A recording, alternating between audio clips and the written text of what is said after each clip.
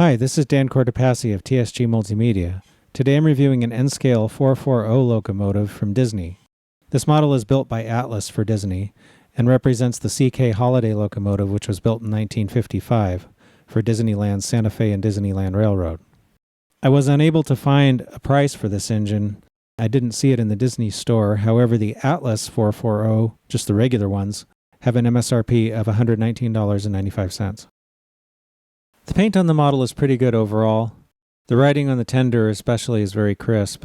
Some of the printing on the locomotive is not quite as crisp, and I noticed that the bands on the boiler are a little bit fuzzy looking. But overall it still looks pretty good. One thing I did notice with this engine is that the cab is a little bit taller than on the normal Atlas 440, and I think that's because they were trying to reproduce the proportions of the Disneyland engine more closely. Detail on the model is fairly minimal, but then a lot of 440s were very clean lined anyway. I do like the supports that run down from the boiler down to the pilot. They're extremely delicate. There's no provision for a working coupler on the front of the locomotive. The locomotive actually has the motor inside the tender, although the drive is powered through the engine, so there's a drive shaft that connects between the tender and the locomotive. There is a working coupler on the rear, and it was mounted at the correct height according to the microtrain's height gauge.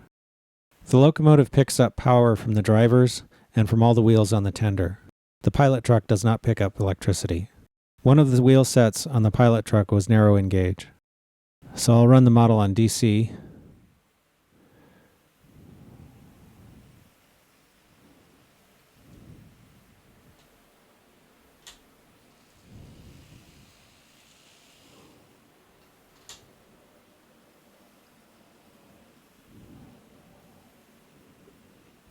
Doesn't run too bad. A little bit of a stiffness to it that might wear away with some break-in. I'll hold the engine so we can take a look at the light. It may be a little hard to see, but it does come on. Overall, I think this is a pretty nice model of an interesting locomotive. Any fans of the Disneyland Railroad would probably love to have one. I am going to take off one spike for the out-of-gauge wheel set, so my final verdict is 9 out of 10 spikes.